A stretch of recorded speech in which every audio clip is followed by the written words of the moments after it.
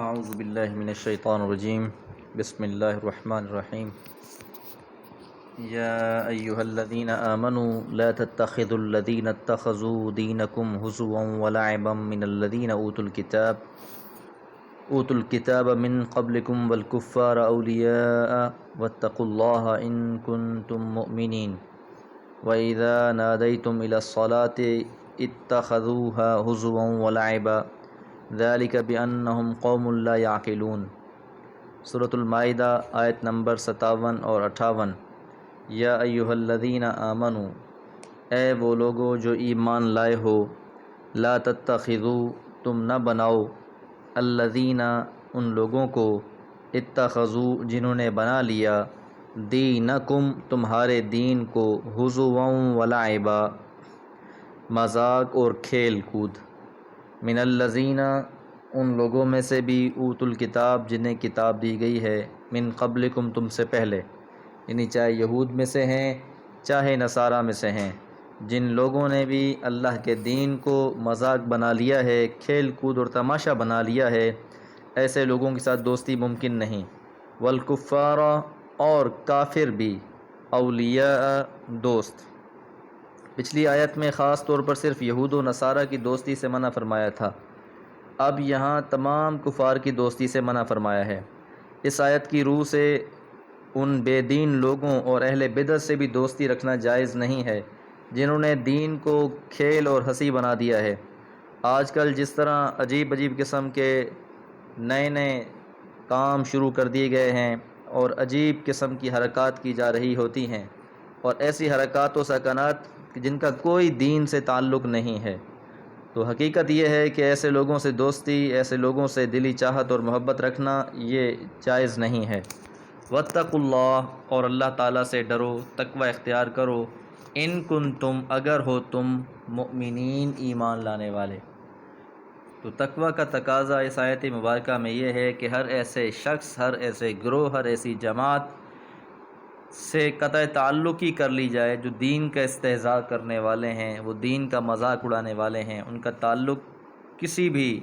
چاہے اہل کتاب سے ہے، چاہے کافروں سے ہے،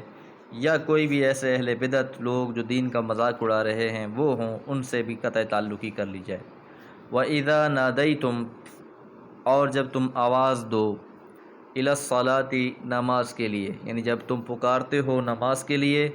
اور نادیتا کا جو معنی ہے نادا ینادی سے، اس کا مطلب ہوتا ہے آواز دینا، کسی کو پکارنا، کسی کو بلانا، تو اس سے مراد بہرحال نماز کے لیے آذان ہے،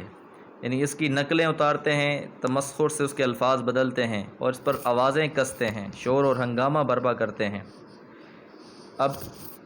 آذان کے بارے میں اس لیے فرمایا وَإِذَا، اور جب نادیتم تم پکارتے ہو، إِلَى الصَّلَاةِ نماز کے لیے، اتخذوها وہ بنا لیتے ہیں اس کو، ہزواً مذاق، ولعبا اور کھیل تماشا۔ حالانکہ جب بھی آذان ہوتی ہے تو حدیث مبارکہ میں آتا ہے کہ شیطان کو بھی آذان کی آواز برداشت نہیں ہوتی، اس لیے حدیث مبارکہ میں آپ نے فرمایا شیطان جب آذان کی آواز سنتا ہے تو گوز مارتا ہوا بھاگ جاتا ہے اور آذان اس کے کانوں میں نہ پڑے، تاکہ پھر واپس آ جاتا ہے، اقامت کے وقت پھر پیٹ پھیر کر چل دیتا ہے، جب تکبیر ختم ہو جاتی ہے تو پھر آ کر نمازیوں کے دلوں میں وسوسہ پیدا کرنے کی کوشش کرتا ہے۔ اور رسول اللہ صلی اللہ علیہ وسلم نے فرمایا کہ تم نماز میں جب کھڑے ہو تو ایک دوسرے کے ساتھ مل کر کھڑے ہو، کندھے کے ساتھ کندھا ملا کر، پاؤں کے ساتھ پاؤں ملا کر، تاکہ شیطان تمہاری صفوں میں نہ گھسے۔ نماز کے لیے آواز دینے کا ذکر قرآن مجید میں دو جگہ پر آیا ہے، ایک اس آیت مبارکہ میں اور دوسرا سورہ جمعہ میں۔ اسی ندا کو آذان کہتے ہیں، اور یہ یاد رہے کہ پورے قرآن مجید میں نہ آذان دینے کا طریقہ بیان ہوا ہے، نہ اس کے کلمات بیان ہوئے ہیں، اور یہ آواز کیسے دی جائے گی احادیث رسول سے رہنمائی ملتی ہے۔ تو اس سے یہ معلوم ہوتا ہے کہ بہت سے معاملات قرآن مجید میں ایسے ہیں کہ جن کی طرف اشارہ کر دیا گیا ہے یا حکم تو دے دیا گیا ہے، لیکن ان کا طریقہ کار اور اس کو کرنے کا کے لیے الفاظ یا عمل کا انداز وہ رسول اللہ صلی اللہ علیہ وسلم کی احادیث مبارکہ سے ہم تک پہنچا ہے، کہ آپ صلی اللہ علیہ وسلم نے سکھایا ہے کہ یہ کس طریقے سے دیا جائے، اور اذان کے حوالے سے بھی احادیث موجود ہیں۔ ذالک بانہم، یہ بات اس لیے ہے، ذالک یہ، بانہم کہ یقیناً وہ لوگ، قوم ایسی قوم ہیں، لا یعقلون جو عقل نہیں رکھتے۔ تو حقیقت یہ ہے کہ جن لوگوں نے اس ندا کو، اس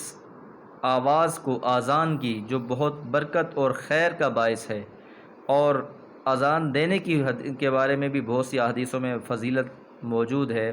اور رسول اللہ صلی اللہ علیہ وسلم نے فرمایا کہ اگر تمہیں پتہ چل جائے کہ اذان دینا کتنا نیکی اور کتنا بڑے اجر والا معاملہ ہے تو تم آپس میں قرآن اندازی کرو گے، یہ قرآن اندازی کر کے یہ کوشش کرو گے کہ ہر شخص یہ تمنا کرے گا کہ میں جا کر اذان دوں۔ اور اب صورتحال ہمارے ہاں یہ ہے عمومی طور پر کہ مساجد میں اذان دینے والا شخص نہیں ہوتا، اور لوگوں کو تنخواہ پر رکھ کر اذان دلوائی جاتی ہے، حالانکہ یہ تو ہر ایک شخص کو، ہر مسلمان شخص کو اس کے لیے ایک جذبہ اس کے دل میں ہونا چاہیے کہ میں بھی اذان دوں۔ اور پھر یہ جو مذاق اڑانے والے لوگ ہیں ان کے بارے میں فرما دیا کہ اصل میں مسئلہ یہ ہے کہ ان لوگوں کا عقل نہیں ہے، تو بے عقلی کی وجہ سے یہ حرکات کر رہے ہیں۔ اللہ تعالیٰ سے دعا ہے اللہ تعالیٰ قرآن اور سنت پر عمل کرنے کی توفیق عطا فرمائے۔ وما علیہ الا البلاغ۔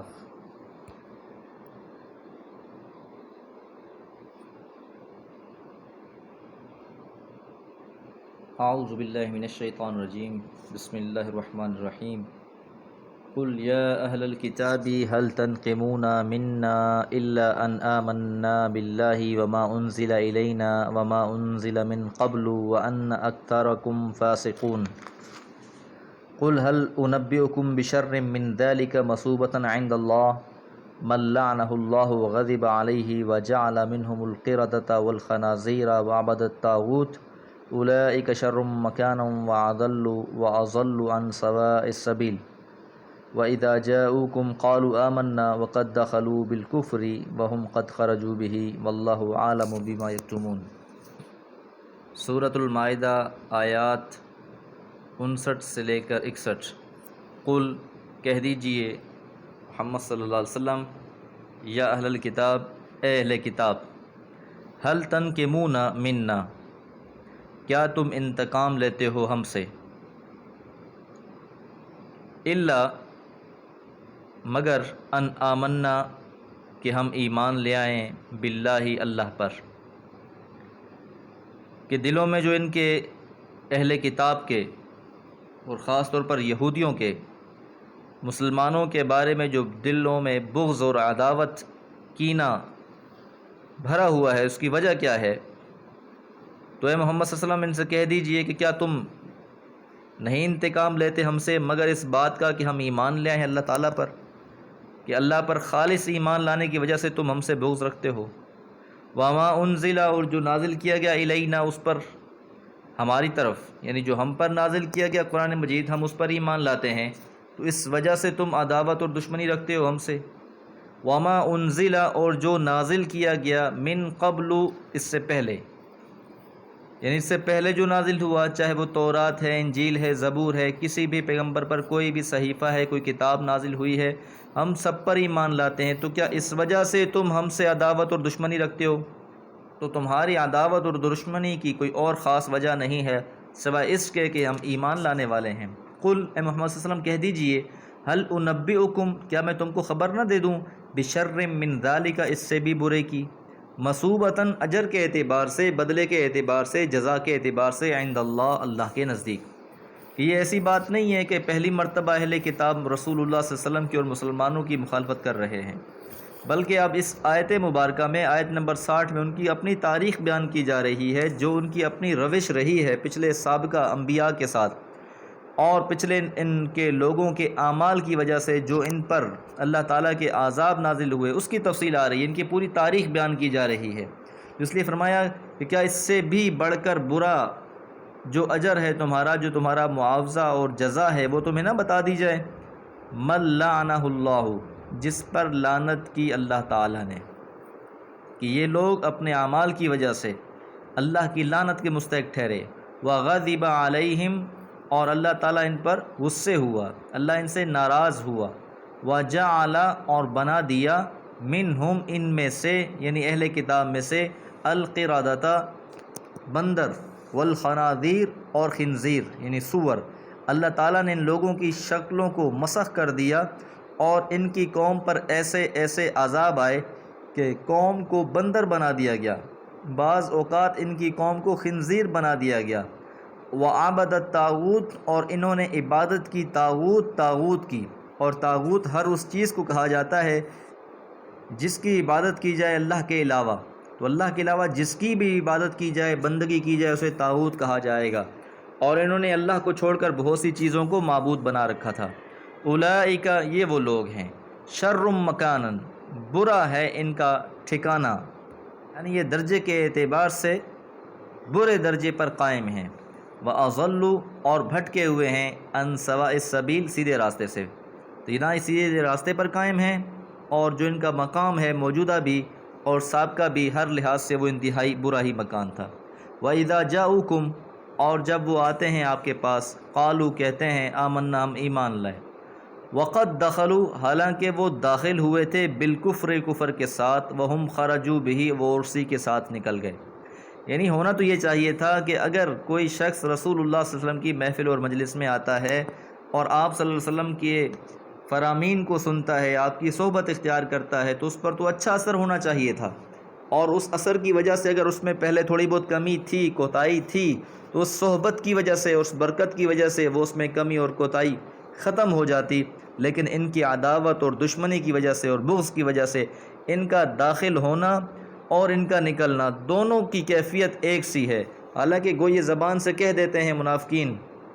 اور چاہے وہ یہودیوں میں سے بھی ہیں، کہ ہم ایمان لے آئے ہیں، لیکن حقیقت حال یہ ہے کہ ان کا جو داخل ہو رہے تھے تو بھی ان کے دلوں میں کفر اور نفاق اور حسد اور بغض تھا، اور جب یہ آپ کی مجلس اٹھ کر گئے تو بھی ان کی کیفیت ویسی ہی تھی، ان پر کوئی اثر نہیں ہوا۔ حالانکہ جب عام مومنین مسلمان لوگ تھے، آپ صلی اللہ علیہ وسلم کی مجلس میں ہوتے تھے، تو ان کی کیفیت بڑی عجیب ہوتی تھی۔ اور بہت سے واقعات اس طرح کے موجود ہیں کہ صحابہ نے یہ شکوہ کیا کہ اللہ کے پیغمبر، جب ہم آپ کے پاس بیٹھتے ہیں، ہمارے دل کی کیفیت، ہمارے ایمان کی کیفیت بہت مختلف ہو جاتی ہے، جب ہم یہاں سے اٹھ کر چلے جاتے ہیں، کچھ ٹائم گزرتا ہے تو پھر ہماری کیفیت پھر بدلنا شروع ہو جاتی ہے۔ تو یہ جو ایمان کی کیفیت ہے وہ ایمان والوں پر ہی اثر انداز ہوتی ہے، جس کا دل نفاق سے بھرا ہوا اس پر اس کا کوئی فرق نہیں پڑتا۔ واللہ عالم، اور اللہ تعالیٰ تو خوب جانتے ہیں، بما کانوا یکتمون، جو وہ چھپا رہے تھے، جو ان کے دلوں میں باتیں پوشیدہ ہیں، اللہ تعالیٰ ساری باتوں کو جانتا ہے کہ کس طرح بغض لے کر آئے اور کسی طرح اس بغض کے ساتھ اٹھ گئے۔ اللہ سے دعا ہے اللہ تعالیٰ خالص ایمان کی توفیق عطا فرمائے اور اپنی رضا کے لیے اعمال کرنے کی توفیق عطا فرمائے۔ وما علیہ الا البلاغ۔